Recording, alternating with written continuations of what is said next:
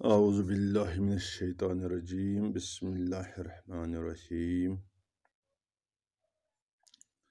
Dear students of class 11th, अस्सलाम वालेकुम रहमतुल्लाहि व बरकातुहू। जैसा कि आप जानते हैं, हम फिनोमेना ऑफ हाइब्रिडाइजेशन डिस्कस कर रहे हैं। ये केमिकल बॉन्डिंग में वेस्पर थ्योरी का एक सबसे बहुत ही अहम इम्पॉर्टेंट कंसेप्ट है, जिसके मुतलिक हम पिछले 2-3 लेक्चर्स में पढ़ते आए हैं। तो आज हमें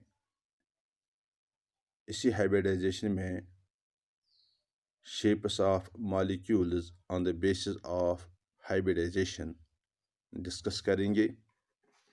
जैसा कि आप जानते हैं कि हाइब्रिडाइजेशन का इस्तेमाल हमने इस वक्त तक इसलिए किया कि हम कुछ ऐसे कंपाउंड्स की फॉर्मेशन एक्सप्लेन कर सकें जिनकी फॉर्मेशन हम आम हालात में ऑर्बिटल अप्रोच की बुनियाद पर नहीं कर पा रहे थे। जैसे हमारे पास बेरिलियम डाइफ्लोराइड है BeF2, या बोरान ट्राइफ्लोराइड है BF3, या हमारे पास CH4 मॉलिक्यूल था मीथेन। इन कंपाउंड्स में हमें पहले ये प्रॉब्लम थी कि बेरिलियम 2 बॉन्ड बनाता था मगर इसके पास कोई हाफिल ऑर्बिटल नहीं है। बोरान 3 बॉन्ड बनाता है जबकि इसके पास एक ही हाफिल ऑर्बिटल था। कार्बन 4 बॉन्ड बनाता है तो इसके पास 2 ही हाफिल ऑर्बिटल थे। तो आप अच्छी तरह से जानते हैं कि हमने यहाँ पर इन कंपाउंड्स में ये बेरिलियम 2 बॉन्ड कैसे बनाएगा, बोरान 3 कैसे बनाएगा, 4 कार्बन कैसे बनाएगा। इसमें हमने सबसे पहले फिनोमेना या कंसेप्ट ऑफ एक्साइटेशन इंट्रोड्यूस कर दिया। हमने बता दिया कि यहाँ पर बॉन्ड फॉर्मेशन से पहले इन सेंट्रल एटम्स की एक्साइटेशन हो रही है।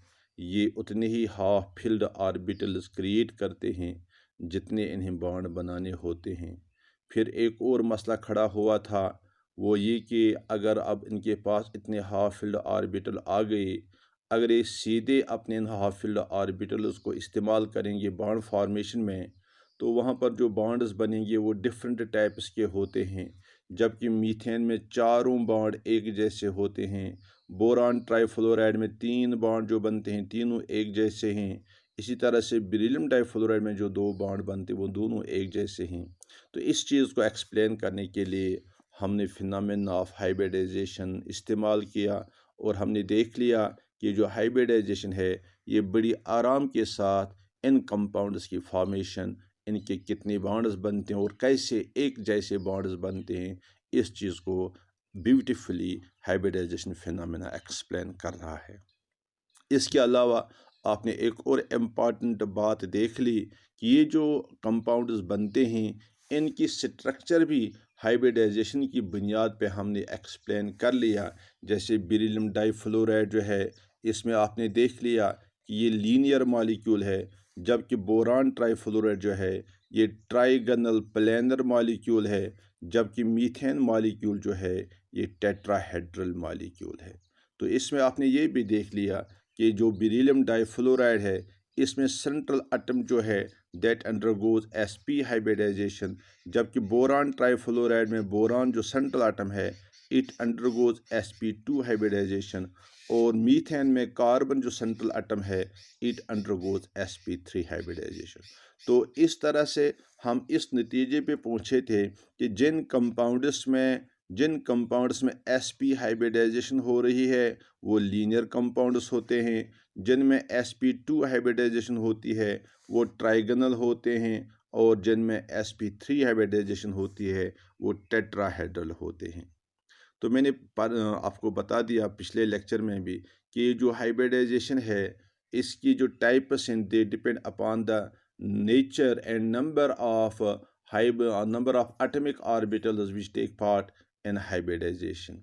तो इस एतबार से besides these 3 types sp, sp2 and sp3 we have some other types of hybridisation as well. तो उनके नाम तो मैंने आपको पहले ही बता दिए थे, अभी हमने उनकी कोई एग्जाम्पल डिस्कस नहीं की।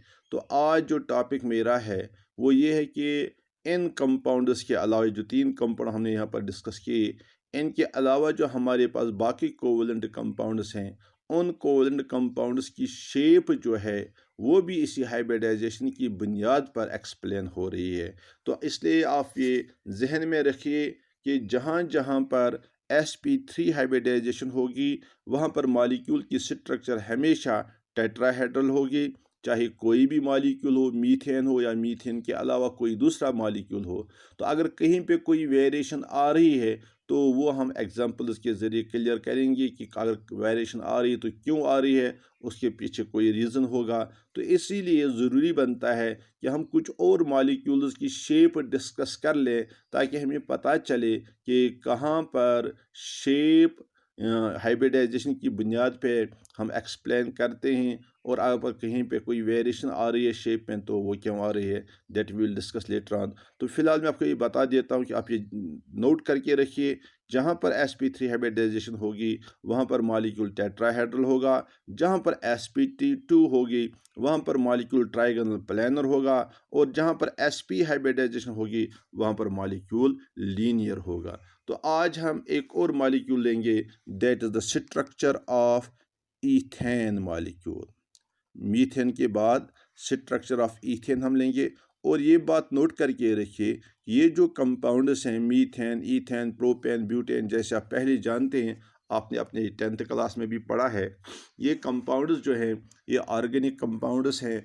और ऑर्गेनिक केमिस्ट्री जो है इसके साथ यहाँ 11th क्लास में भी हमें एक बहुत डिटेल डिस्कशंस करनी है। इसलिए ऑर्गेनिक कंपाउंड्स की स्ट्रक्चर जो है ये हमारे लिए बहुत अहम है। तो इसलिए सबसे पहले हम कुछ ऑर्गेनिक कंपाउंड्स जो है अल्केन में से हम एक लेंगे, अल्कीन में एक और अल्काइन में एक, उनकी स्ट्रक्चर डिस्कस करेंगे ताकि जब आगे जाके हमें इन कंपाउंड्स के साथ वास्ता पड़ेगा वहाँ पर उनकी स्ट्रक्चर एक्सप्लेन करने में या अंडरस्टैंड करने में हमें कोई प्रॉब्लम ना हो। तो जहाँ तक ईथेन का ताल्लुक है, ईथेन जो है इसका मॉलिक्यूलर फार्मूला है C2H6। तो जब C2H6 है, आप जानते हैं कार्बन जो है ये टेट्रावैलेंट है, तो इस यहाँ पर 2 कार्बन हैं, तो मैंने ये 2 कार्बन लिख लिए।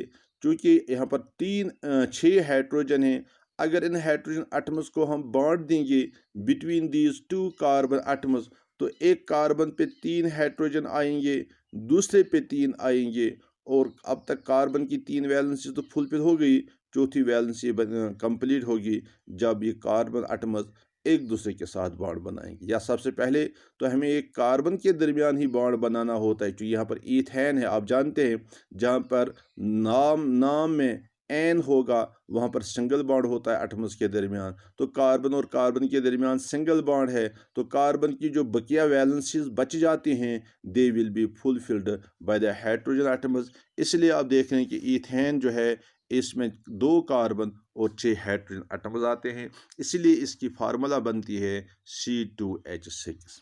अब आप देख रहे हैं यहाँ पर कार्बन 4 बॉन्ड बनाता है, और 4 के 4 बॉन्ड जो हैं वो सिंगल बॉन्ड से सिग्मा बॉन्ड से।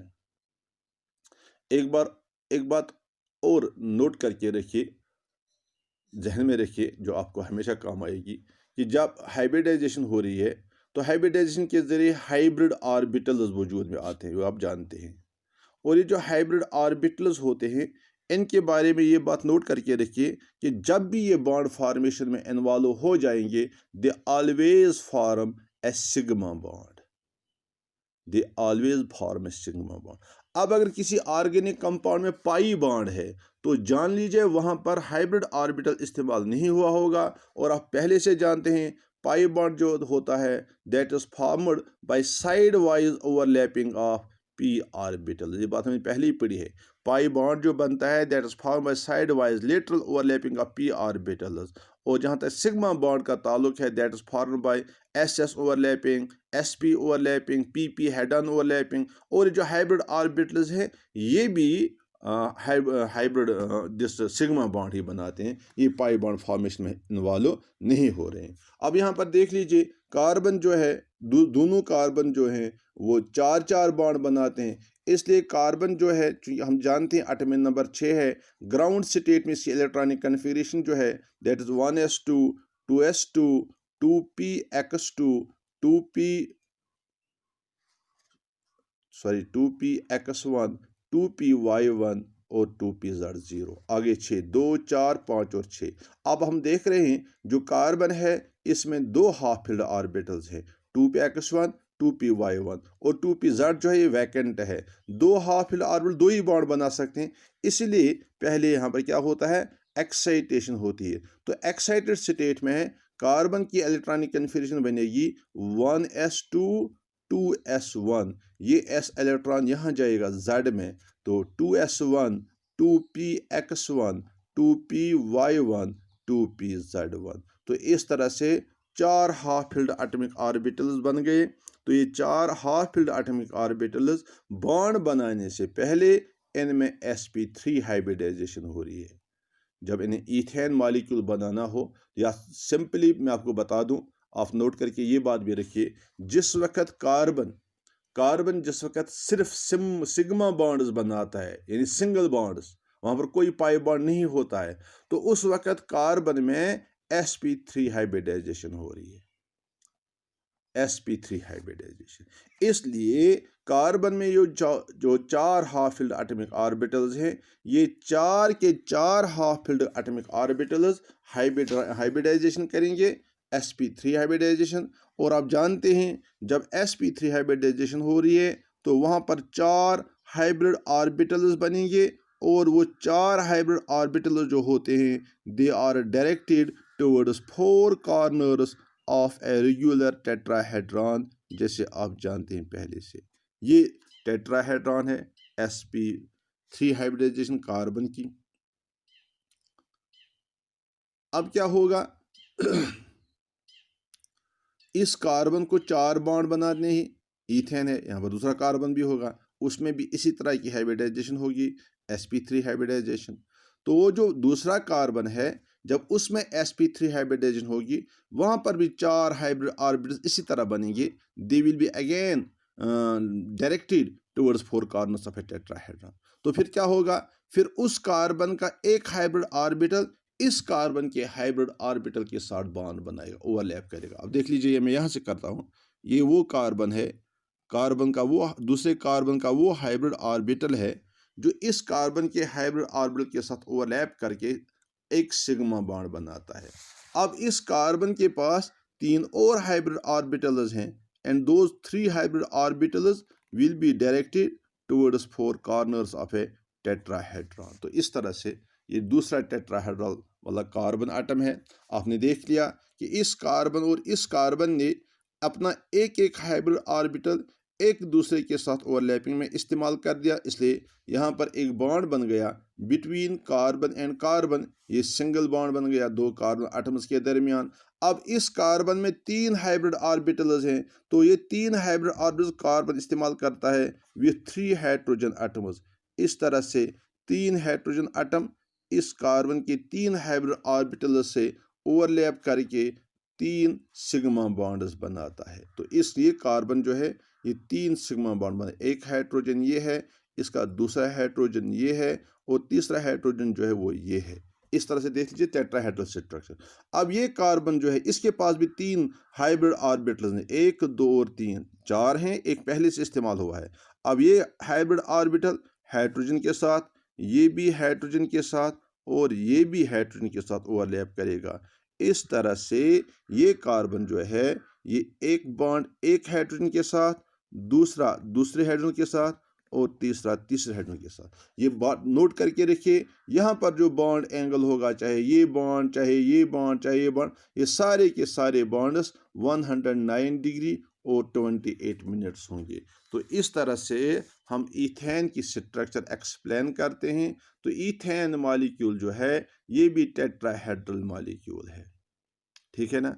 तो this is the structure of ethane. कैसे ईथेन में हाइब्रिडाइजेशन हो रही है, चूंकि फिर मैं बता दूं, ये ईथेन जो है इसमें दोनों कार्बन एटम्स जो हैं वो सिर्फ सिग्मा बॉन्ड बनाते हैं, सिंगल बॉन्ड्स बनाते हैं। जब खाली सिंगल बॉन्ड हो तो वहाँ पर sp3 हाइब्रिडाइजेशन हो रही है। अब हम लेंगे एक और molecule, that is structure of ethene. Structure of ethene. Ethene molecule जो है आप जानते हैं इसकी फार्मूला C2H4 है, तो 2 कार्बन आटम है इसमें भी। तो चूंकि ईथीन है, ईन मीन्स डबल बॉन्ड, तो इन 2 कार्बन के दरमियान डबल बॉन्ड है, C डबल बॉन्ड C। तो फिर 2 है वैलेंसी इस कार्बन की पेंडिंग है, अनसेटिस्फाइड 2 इसके हैं, इसलिए वो 2 वैलेंसी जो रह जाते हैं that will be fulfilled by 2 hydrogen atoms. तो इस तरह से कंपाउंड बनेगा CH2 डबल बॉन्ड CH2। इसी कंपाउंड का नाम ईथेन है। और आप पहले से जानते हैं जहां पर 2 कोवलेंट बॉन्ड 2 एटम्स के दरमियान कोवलेंट बॉन्ड 2 हैं, तो इन 2 कोवलेंट बॉन्ड, डबल बॉन्ड जिसे हम कहते हैं, डबल बॉन्ड में एक बॉन्ड सिग्मा बॉन्ड होता है, एक पाई बॉन्ड होता है। तो यहाँ पर हर एक कार्बन जो है 3 सिग्मा बॉन्ड्स बनाता है और एक पाई बॉन्ड, 3 सिग्मा बॉन्ड और एक पाई बॉन्ड। यानी कार्बन जो है हाइड्रोजन के साथ सिग्मा बॉन्ड, इस हाइड्रोजन के साथ सिग्मा बॉन्ड, और आपस में कार्बन और कार्बन के दरमियान एक सिग्मा बॉन्ड है, इसके अलावा इनके दरमियान एक पाई बॉन्ड है। तो यहाँ पर आपको ये बात नोट करनी कि जो पाई बॉन्ड है, ये पाई बॉन्ड हाइब्रिड ऑर्बिटल इसमें इन्वॉल्व नहीं होगा। पाई बॉन्ड बनता है, जैसे मैंने आपको पहले ही कहा, ये बनता है जब पीपी पीपी लेटरल ओवरलैपिंग होगी। इसका मतलब ये हुआ कि इस कार्बन में भी एक पी ऑर्बिटल रहना चाहिए, इसमें भी ऐसा पी ऑर्बिटल जो लेटरल ओवरलैपिंग करके पाई बॉन्ड बनाए, ठीक है ना। तो आप देख लीजिए कार्बन जो है, जैसे हमने बता दिया एक्साइटेड स्टेट में इसकी इलेक्ट्रॉनिक कन्फिग्रेशन है, ये एक्साइटेड स्टेट वाला है, ग्राउंड स्टेट में आप जानते हैं। तो एक्साइटेड स्टेट में क्या होगा, एक इलेक्ट्रॉन 2s का जंप होता है 2pz में, तो ये बनेगा 2s1, 2px1, 2py1 और 2pz1। अब आगे कार्बन के पास 4 हाफ फिल एटॉमिक ऑर्बिटल्स हैं। मैं कह रहा हूं कि इन 4 में से एक पी ऑर्बिटल हाइब्रिडाइजेशन में हिस्सा नहीं लेगा, क्योंकि उस पी ऑर्बिटल को पाई बॉन्ड बनाना है। तो पाई बॉन्ड बनाने के लिए ज़रूरी है कि एक अनहाइब्रिडाइज्ड पी ऑर्बिटल हमारे पास होना चाहिए। इसलिए क्या होगा, ये जो कार्बन है इसमें, ईथीन वाले कार्बन में sp3 हाइब्रिडाइजेशन नहीं होगी, बल्कि sp2 हाइब्रिडाइजेशन होगी। इस तरह से 3 ही हाइब्रिड ऑर्बिटल बनेंगे। एक पी ऑर्बिटल जो है वो अनहाइब्रिडाइज्ड रहेगा। आप जानते हैं जब sp2 हाइब्रिडाइजेशन हो रही है, जैसे हमने ऊपर भी कह दिया, इसको ट्राइगोनल हाइब्रिडाइजेशन भी कह रहे हैं। तो इसका मतलब है जो 3 हाइब्रिड ऑर्बिटल बनेंगे they will be directed towards 3 corners of a triangle. तो देख लीजिए, ये एक हाइब्रिड ऑर्बिटल है, ये दूसरा हाइब्रिड ऑर्बिटल है, और ये तीसरा हाइब्रिड ऑर्बिटल है। ये 3 हाइब्रिड ऑर्बिटल जो हैं they are directed towards 3 corners of a triangle. अब ये एक कार्बन है, इस कार्बन में एक अनहाइब्रिडाइज्ड पी ऑर्बिटल भी है जो इस प्लेन के परपेंडिकुलर है एक्चुअली। तो आप चाहें तो यहाँ पर बना लेंगे हम वो भी, ये वो पी ऑर्बिटल है। इसको मैं शेड करके रखूँगा ताकि आप समझ लें। ये हाइब्रिड ऑर्बिटल है sp2, ये भी sp2 हाइब्रिड ऑर्बिटल है, ये भी sp2 हाइब्रिड ऑर्बिटल है। ये जो है ये है 2p अनहाइब्रिडाइज्ड ऑर्बिटल। तो दूसरा कार्बन जो होगा उसमें भी यही इसी तरह की हाइब्रिडाइजेशन होगी। तो फिर क्या होगा, उसका एक हाइब्रिड ऑर्बिटल इस हाइब्रिड ऑर्बिटल के साथ ओवरलैप करेगा। तो बाकी 2 जो हैं वो इस तरह से डायरेक्ट हैं। ये बात नोट करके रखिए, ये जो sp2 हाइब्रिडाइजेशन है इसमें जो 3 हाइब्रिड ऑर्बिटल्स बनते हैं they are directed towards 3 corners of a triangle. देख लीजिए, ये ऑर्बिटल, ये ऑर्बिटल, ये अगर हम इनको इस तरह से इनके एंड्स को एक दूसरे के साथ ज्वाइन करेंगे तो ये ट्रायंगल बनेगा। तो इसमें भी एक अनहाइब्रिडाइज्ड p ऑर्बिटल है, वो ये है, that is perpendicular to the plane. तो वो ये है, ये अनहाइब्रिडाइज्ड पी ऑर्बिटल है। तो ये और ये हाइब्रिडाइज्ड थे। इसमें से एक हाइब्रिड ऑर्बिटल ने इसके साथ ओवरलैप करके सिग्मा बॉन्ड बना दिया। अब जो ये दो हाइब्रिड ऑर्बिटल्स हैं, ये एक हाइड्रोजन के साथ ओवरलैप करके सिग्मा बॉन्ड बनाएगा, ये जो है ये दूसरे हाइड्रोजन के साथ सिग्मा बॉन्ड बनाएगा। तो इस तरह से इस कार्बन ने 3 बॉन्ड बना लिए, एक कार्बन के साथ, एक हाइड्रोजन के साथ और एक दूसरे हाइड्रोजन के साथ। इसी तरह से अब इस कार्बन में अभी 2 हाइब्रिड ऑर्बिटल्स पेंडिंग हैं। तो नेचुरली इसके जो 2 हाइड्रोजन अटैच हैं वो इन 2 हाइब्रिड ऑर्बिटल्स के साथ ओवरलैप करके सिग्मा बॉन्ड बनाएंगे। तो ये हाइड्रोजन और हाइब्रिड ऑर्बिटल के दरमियान ओवरलैपिंग हो गई। तो इस तरह से इस कार्बन ने एक सिग्मा बॉन्ड कार्बन के साथ, दो सिग्मा बॉन्ड्स दो हाइड्रोजन के साथ बना लिए, जैसे हमने पहले ही दिखा दिया। एक कार्बन तीन सिग्मा बॉन्ड बनाता है, एक कार्बन के साथ दो हाइड्रोजन के साथ, ये भी ऐसा ही करता है। यहाँ पर भी हमने ऐसा ही दिखा दिया। अब जो इनके दरमियान पाई बॉन्ड है, वो पाई बॉन्ड कैसे बनेगा आप देख लीजिए। ये पी ऑर्बिटल और ये पी ऑर्बिटल जो है, ये are parallel to each other. फिर से देख लीजिए, they are parallel to each other. जब दो कार्बन एटम्स अप्रोच करेंगे, when they will come closer, जैसे यहाँ पर आगे एक बॉन्ड तो सिग्मा बॉन्ड बना दिया, तो इस क्लोज आने के दौरान ये दो पी ऑर्बिटल जो हैं, they remain parallel to each other. इसलिए इनके दरमियान जब ओवरलैपिंग होगी तो इसका ऊपर वाला लोब जो है, ये इस यानी इस पी ऑर्बिटल का लोब, ऊपर वाला लोब इस लोब के साथ, और नीचे वाला लोब जो है वो इसके साथ ओवरलैप करेगा। इस तरह से इन दो के दरमियान लिटरल ओवरलैपिंग होगी, क्योंकि यहाँ पर गुंजाइश नहीं है इन दो पी ऑर्बिटल्स को नज़दीक लाने की, इस तरह से हाइब्रिडाइजेशन ये ओवरलैपिंग दिखाने की। इसीलिए हम यहाँ पर ओवरलैपिंग जो है वो लाइन्स के ज़रिए दिखाते हैं, ताकि आपको ये क्लियर हो जाए इन दो के दरमियान साइड वाइज या लेटरल ओवरलैपिंग हो गई तो पाई बॉन्ड बन गया। इस तरह से इन दो कार्बन एटम्स के दरमियान, फिर से देख लीजिए, ये एक कार्बन है, ये दूसरा कार्बन है, यहाँ से एक हाइड्रोजन इस साइड पे, इसका एक हाइड्रोजन इस साइड पे डायरेक्टेड है, इसी तरह से इसका एक हाइड्रोजन इस साइड पे, एक हाइड्रोजन इस साइड पे। तो ये एटम्स की पोजीशन है, अगर आप देख लेंगे, ये और ये एटम ये बनाते हैं ट्रायंगल, ये बनाते हैं ट्रायंगल। इस तरह से ईथीन जो है ये ट्रायंगुलर प्लेनर मॉलिक्यूल है, और यहाँ पर दो कार्बन एटम्स के दरमियान पाई बॉन्ड भी बना हुआ है। इस तरह से हम पाई बॉन्ड को रिप्रेजेंट कर रहे हैं। तो इस तरह से ईथेन जो है इसकी स्ट्रक्चर है ट्राइगोनल प्लेनर स्ट्रक्चर। तो इस तरह से हम इस नतीजे पे पहुंच गए कि जहां पर sp3 हाइब्रिडाइजेशन हो रही है वहां पर मॉलिक्यूल की स्ट्रक्चर टेट्राहेड्रल होती है, और जहां पर sp2 हाइब्रिडाइजेशन हो रही है वहां पर ट्राइगोनल प्लेनर हो रही है। तो आप ये नोट करके रखेंगे, जहां जहां पर भी कार्बन सिंगल बॉन्ड बना, खाली सिंगल बॉन्ड बनाता है, जैसे अल्केन्स जितने भी हैं, ईथेन है, प्रोपेन है, ब्यूटेन है, सभी अल्केन्स में कार्बन सिग्मा बॉन्ड बना रहा है। इसलिए वहां पर जितने भी अल्केन में जितने भी कार्बन हैं, सब के सब कार्बन्स पे sp3 हाइब्रिडाइजेशन हो रही है। और जहां तक अल्कीन्स का ताल्लुक है, तो अल्कीन्स में जिन कार्बन एटम्स के दरमियान डबल बॉन्ड होता है, उन दोनों कार्बन्स पे sp2 हाइब्रिडाइजेशन हो रही है, और बाकी जितने कार्बन वहां पर बचते हैं जिन पे सिंगल बॉन्ड्स होते हैं, खाली सिंगल बॉन्ड, वहां पर भी sp3 हाइब्रिडाइजेशन होगी। सिर्फ sp2 हाइब्रिडाइजेशन उन कार्बन्स पे हो रही है जिन कार्बन्स के दरमियान पाई बॉन्ड हो रहा है। इस तरह से ये स्ट्रक्चर ऑफ ईथेन और स्ट्रक्चर ऑफ ईथीन हमने डिस्कस कर ली। दो इंपॉर्टेंट एग्जांपल्स हैं ये। तो इंशाल्लाह कल हम स्ट्रक्चर ऑफ इथाइन और उससे आगे मॉलिक्यूल्स की स्ट्रक्चर डिस्कस करेंगे। Thank you for today. It is okay, thank you.